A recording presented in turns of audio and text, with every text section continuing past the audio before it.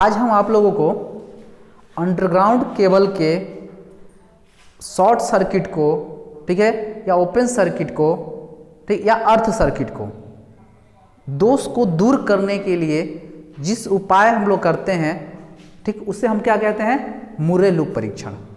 ठीक है, तो हम लोगों ने केबल के बारे में तो पढ़ लिया कि केबल कितने प्रकार के होते हैं, ठीक है, और केबल को ग्राउंड में कैसे डाला जाता है, किस प्रकार से हम लोग केबल को बिछाते हैं, ठीक है ना। लेकिन अब हम क्या पढ़ेंगे?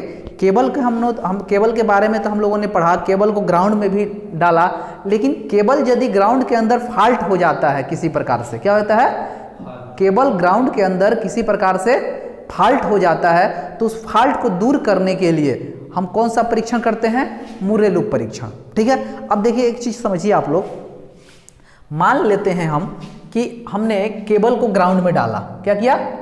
केबल को ग्राउंड में डाला। ठीक है, तो केबल को जब हम ग्राउंड में डालते हैं तो केबल ऑटोमेटिक ये है कि हमारा मान के चलते हैं कि कहीं ना कहीं क्या हो जाएगा, ये समय के हिसाब से फॉल्ट होगा, ठीक, शॉर्ट सर्किट होगी। ठीक, तो शॉर्ट सर्किट जब हमारी होगी तो अब हम उस शॉर्ट सर्किट किस केबल में 3 प्रकार से हो सकते हैं, ठीक है ना। कौन कौन शॉर्ट सर्किट हो सकता है? पहला ओपन, क्या हो जाएगा? ओपन सर्किट हो सकता है, ठीक। दूसरा शॉर्ट सर्किट हो सकता है, ठीक है ना। और तीसरा अर्थ हो सकता है। आ रहा समझ में? तीसरा क्या हो सकता है? अर्थ सर्किट हो सकता है, ठीक है। फर्स्ट सर्किट क्या हो सकता है हमारा? ओपन केबल में हमारा कौन कौन दोष हो सकते हैं? ओपन हो सकता है, शॉर्ट हो सकता है और अर्थ हो सकता है, ठीक। अब एक चीज समझते हैं। मान लीजिए हमारा केबल है, केबल में कोर लगे हुए हैं, ठीक है। तो हम क्या करते हैं कि मल्टीमीटर की सहायता से पहले ये देखते हैं कि किस केबल के किस कोर में फॉल्ट है। क्या देखते हैं? किस केबल के किस कोर में फॉल्ट है, वो उसको हम लोग चेक करते हैं, ठीक है ना। और कौन सा फॉल्ट है, जैसे मानते हैं कि हमारा शॉर्ट सर्किट है, ठीक, तो एक केबल के 2 कोरों के बीच शॉर्ट सर्किट होगा। ये हमारा केबल है तो केबल में 3 कोर सपोज दैट है, तो यही 3 कोरों में से किसी ना किसी में शॉर्ट सर्किट होगा, ठीक। तो इसको हम मल्टीमीटर की सहायता से चेक करेंगे, ठीक है ना, कि ओपन है, शॉर्ट है या अर्थ है। आ रहा समझ में? तो अर्थ होगा तो अर्थ सर्किट, शॉर्ट सर्किट होगा तो शॉर्ट सर्किट, और ओपन होगा तो ओपन सर्किट, ठीक है। तो ओपन सर्किट, शॉर्ट सर्किट, अर्थ सर्किट हम आपको अगले वीडियो में बताएंगे। अब ये जानिए कि कौन सा हमारा फॉल्ट है, ये हम मल्टीमीटर की सहायता से चेक कर लेंगे, ठीक है ना। चेक करने के बाद हमने ये जान गए हम कि कौन सा फॉल्ट है। आगे समझ में?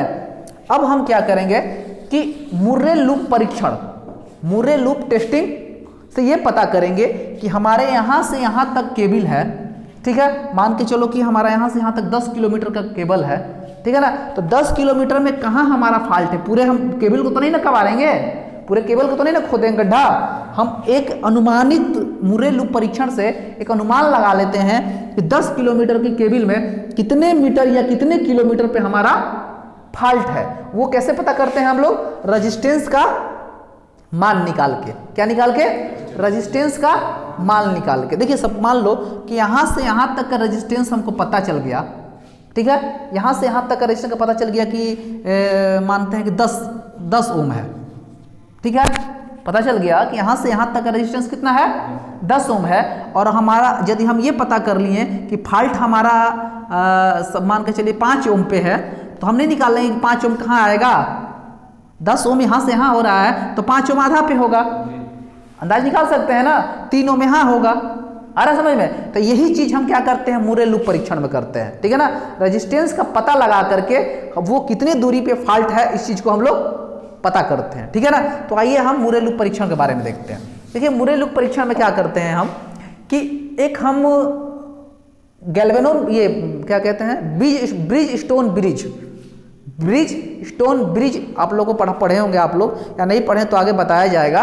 ब्रिज स्टोन ब्रिज की सहायता से मुरे लूप परीक्षण करते हैं। क्या करते हैं? ब्रिज स्टोन ब्रिज की सहायता से मुरे लूप परीक्षण किया जाता है। मुरे लूप परीक्षण करने के लिए क्या करना है आप लोग आइए ध्यान से देखते हैं। देखिए क्या करते हैं हम कि ये मान लिया हमने कि यहां से, ठीक है, यहां तक एक केबल के कोर है, हमारे 2 कोर है, ठीक। हमने ये टेस्ट किया कि किस केबल में फॉल्ट है, हमने बताया ना केबल के किस कोर में फॉल्ट है। तो हमें पता चला कि एक केबल के इस कोर में क्या है, फाल्ट है।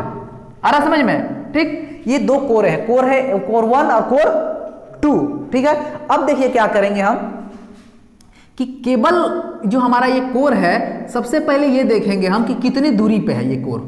ठीक, कितनी लंबाई है इस कोर की, कितनी लंबाई है?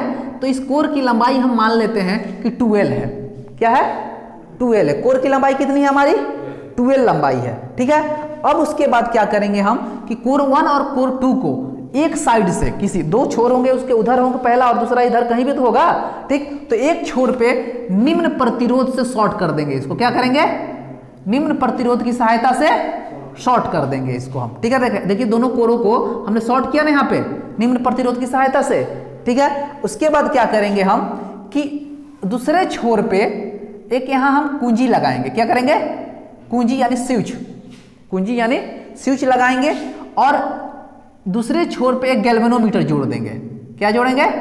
गैल्वेनोमीटर जोड़ देंगे। एकदम ब्रिज स्टोन ब्रिज जैसे काम करता है, सेम उसी तरह से हम लोग इस पे काम करते हैं। ब्रिज स्टोन ब्रिज क्या करता है कि दो ज्ञात राशि और एक वेरिएबल राशि, ठीक, का प्रयोग करके एक अज्ञात राशि का मान निकाला जाता है। आ रहा समझ में? दो ज्ञात राशि, एक अज्ञात राशि और एक वेरिएबल राशि को जोड़कर हम लोग ब्रिज स्टोन ब्रिज से उसका मान निकालते हैं, अज्ञात राशि का मान। ठीक है ना? तो सेम उसी तरह से हम करेंगे। गैल्वेनोमीटर हम यहाँ जोड़ेंगे। समझ में आ रहा है? केबल की लंबाई 12 और यहाँ निम्न प्रतिरोध से हम दोनों कोरों को क्या किए? शॉर्ट कर दिए। ठीक, केबल की लंबाई 12 हो गई और हम मान लिया हमने कि x की दूरी पर, कितनी दूरी पर? x दूरी पर क्या है हमारा? फाल्ट है। ठीक है ना? क्या है हमारा? x दूरी पर फाल्ट है। ठीक है, तो यहां से यहां की दूरी हमने दे दिया कितनी? x। ठीक, जब यहाँ की दूरी x हो गई तो यहां से यहां की दूरी कितनी होगी? 12 माइनस x। ठीक है ना? जब यहां से यहां की दूरी है 12 और यहाँ का यहाँ x निकल गया तो 12 माइनस x नहीं हो जाएगा? हो जाएगा ना? तो यही हमारा वेरिएबल मान है। ठीक है, अब देखिए क्या है, उसके बाद हम क्या करेंगे? गैल्वेनोमीटर के बाद यहाँ दो रेजिस्टेंस जोड़ेंगे। क्या करेंगे? दो रेजिस्टेंस जोड़ेंगे। देखिए इस रेजिस्टेंस का नाम हम क्या रखेंगे? ए और दूसरे का बी। ठीक है ना? दो रेजिस्टेंस जोड़ दिए और रेजिस्टेंस जहां जोड़ रहे हैं हम उसके बीच पॉइंट से एक बैटरी से कनेक्शन देंगे। क्या करेंगे? एक बैटरी से कनेक्शन देंगे। ठीक है ना? बीच पॉइंट से क्या करेंगे? बैटरी का कनेक्शन देंगे और पॉजिटिव को ला करके कुंजी की सहायता से अर्थ कर देंगे। समझ में आ रहा है? अब देखिए क्या है हमारा कि इसी समझ में आ गया कि रेजिस्टेंस ए हो गया, रेजिस्टेंस बी हो गया। ये हमारी लंबाई कितनी हो गई? 12 हो गई और हमारा कितनी दूरी पे फाल्ट है? x दूरी पे फाल्ट है और उसके बाद ये जो यहां से यहां तक की दूरी निकली, कितनी निकल गई? 12 माइनस x निकल गई ना? तो ये बताइए कि जब हम इसको फाल्ट वाले को चेक करेंगे तो ये शॉर्ट है तो एक प्रतिरोधक का काम कर रहा है कि नहीं कर रहा? प्रतिरोध का कर रहा है ना? यहां से यहां तक प्रतिरोध का काम कर रहा है ना? ठीक, और इसको भी चेक करेंगे, यहां फाल्ट तो ये भी तो प्रतिरोध का काम करेगा ना? तो उसी तरह से हम क्या समझ जाएंगे कि इसको प्रतिरोध इसको भी मान लेंगे, प्रतिरोध इसको भी मान लेंगे। ठीक है ना? तो ब्रिज स्टोन ब्रिज में क्या होता है कि ब्रिज स्टोन ब्रिज का फॉर्मूला होता है P/Q बराबर R/S। ठीक है ना? इस फॉर्मूले से हम इसका मान ज्ञात करेंगे। ठीक, अब देखिए इसमें क्या करेंगे हम कि P का मान, P बराबर किसको मानेंगे? A। P बराबर A इसको मानेंगे। ठीक है, Q बराबर किसको मानेंगे? B को मानेंगे। ठीक है, Q बराबर B।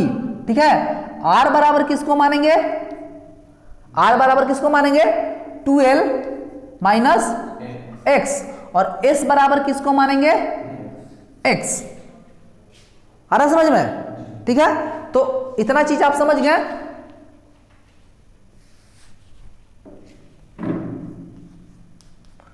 Twelve minus x. ठीक है ना? ये चीज हम इस P/Q बराबर R/S पे हमने पुट कर लिया। ठीक, अब देखिए इस फॉर्मूले से इसको हम हल करेंगे, सॉल्व करेंगे इस फॉर्मूले से। ठीक है ना? अब देखो कि P को क्या माना है हमने? A और Q को B बराबर R को 2L माइनस एक्स और S को x। ठीक है, अब देखिए हम क्या कर सकते हैं अब कि A/B बराबर हम लिख सकते हैं 2L बटा में एक्स माइनस 1। ठीक है, कैसे लिख सकते हैं इसको, यहां देखिए आप लोग। देखिए 12 कभी भी आप मैथ में आप लोग पढ़े हैं, 12 माइनस एक्स बटा में एक्स है तो हम इसको लिख सकते हैं दो भागों में, एक्स है बीच में ना, तो 12 बटा में एक्स लिख सकते हैं, माइनस एक्स बटा में एक्स लिख सकते हैं। ठीक है, तो एक्स एक्स क्या हो गया, कट गया तो एक हुआ ना, तो 12 बटा में एक्स माइनस 1 हो गया। ठीक, वही चीज हम क्या किए यहाँ पे 12 बटा में एक्स माइनस 1 डायरेक्ट लिख दिए। ठीक है, अब क्या करेंगे हम कि ए बाई बी माइनस को इधर ले जाएंगे तो क्या हो जाएगा, प्लस बराबर 12 बटा में एक्स। ठीक है, अब हम क्या करेंगे कि देखिए ए प्लस बी बटा में बी लिख सकते हैं, बी में जाकर एलसीएम लेंगे तो हो जाएगा ए प्लस बी बाई बी। ठीक है, अब बराबर क्या लिखेंगे हम 12 बटा में एक्स। ठीक, अब हमें मान किसका निकालना है, एक्स का निकालना है। ठीक है, तो एक्स को बाहर ले लेंगे हम। ठीक है, एक्स को बाहर लिए तो 12 और यहां क्रॉस मल्टीप्लीकेशन होगा गुणे बी, और ये कहां आ जाएगा, बट्टे में आ जाएगा, तो ए प्लस बी। आ रहा समझ में? तो इस तरह से एक्स का मान हमारा निकला, एक्स बराबर 12 into b by a plus b, निकल गया ना। तो हमें क्या अज्ञात राशि का मान निकला, यहां पर जहां फॉल्ट था एक्स बराबर, निकल गया ना।